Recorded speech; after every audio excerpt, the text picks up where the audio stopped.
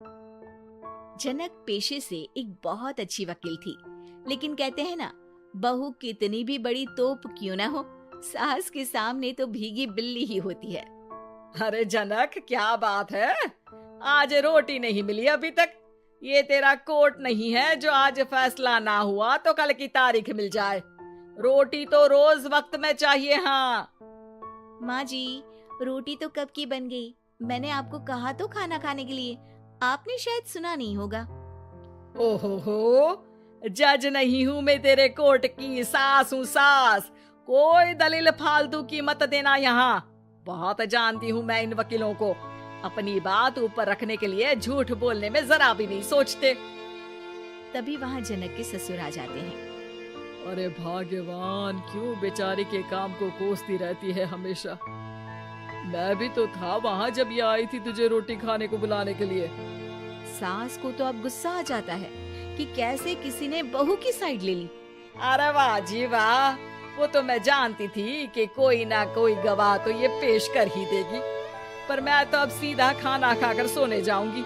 मुझे आदत नहीं है किसी से बहसा बहसी करने की। पता नहीं कैसे ये वकील इतना दिमाग लगाकर खुद तो झूठ बोलते ही है, साथ में झूठे गवाह भी ले आते हैं। जनक को सास के ताने सुनने की अब आदत सी पड़ जाती। एक दिन जनक वकील की ड्रेस पर काला कोट पहनकर कोर्ट के लिए निकल ही रही होती है कि अरे कहाँ चली काला कौवा बनकर? टोक दिया ना, अब कोर्ट तो वकील वाली ड्रेस पहनकर ही जाऊंगी ना। वाह भाई वाह, दामिनी तो मैंने भी देखी है। सन्नी पाजी ने ऐसा ही कोट पहना था और कहा था कि तारीख पर तारीख, तारीख पर तारीख। मतलब कि कोई बात करनी है तो बोलिए, वरना वक्त नहीं है मेरे पास खराब करने के लिए। अरे पता नहीं तुझ में क्या देखा मेरे बेटे ने, सारा दिन वकीलों वाली बहस करती है भोली भाली सास के साथ।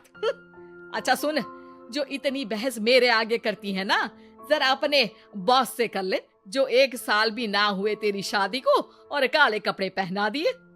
अंदर जा और लाल कोट पहन कर आ, पता तो चले कि नई नवेली शादी हुई है।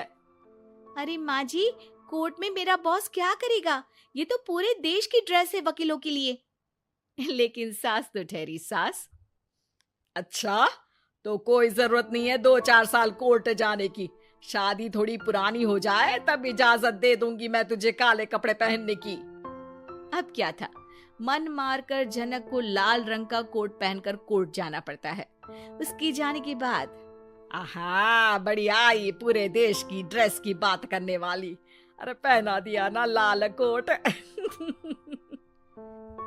अब सास आए दिन या तो जनक को उसके काम का ताना देती या फिर उसका काम छुड़वा देने की धमकी।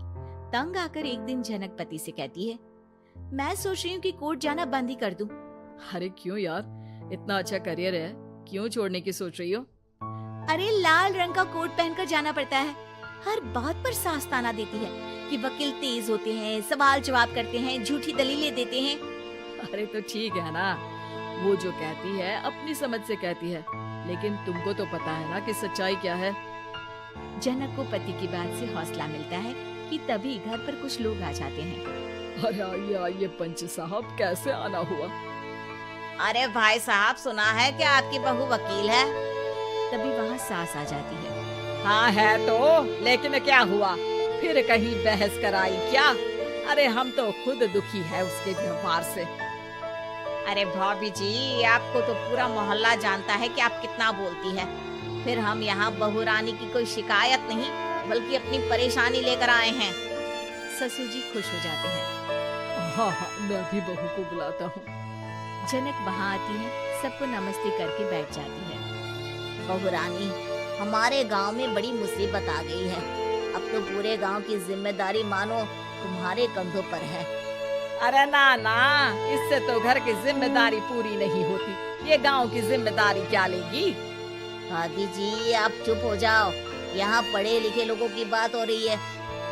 आप जाओ, जरा रसोई से सबके लिए चाय लेकर आओ। मैं कॉफी लूंगी।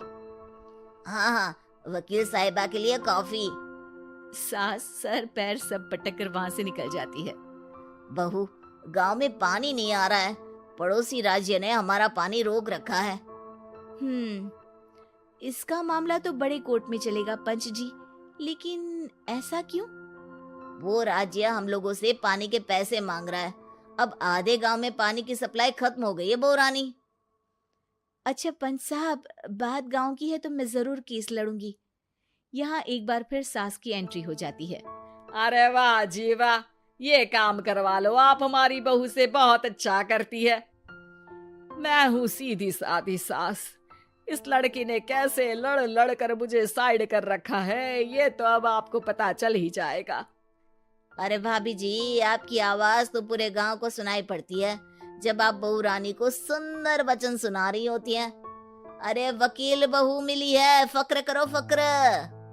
हाँ जी हाँ, सारी फकर तो हम लोग ही करें।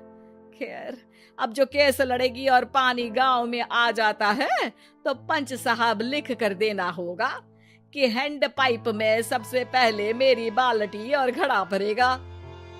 अरे फिर तो हम बहू रानी के नाम पर घर पर ही सप्लाई दे देंगे, लेकिन ये इतना आसान नहीं है। बहू, गांव के पास अभी वकील करने की भी पैसे नहीं है तो। अरे पंच साहब, ये मेरे गांव का मामला है, मैं आपसे एक भी पैसा नहीं लूंगी।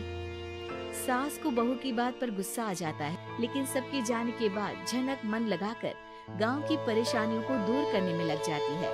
और वो दिन भी आता है कि झनक केस जीत जाती है। अरे आज तो प्लम्बर आकर घर तक पाइप लगा गया है। खुश हो जाओ, मेरे कारण तुम लोगों को घर के अंदर ही पानी मिल जाएगा।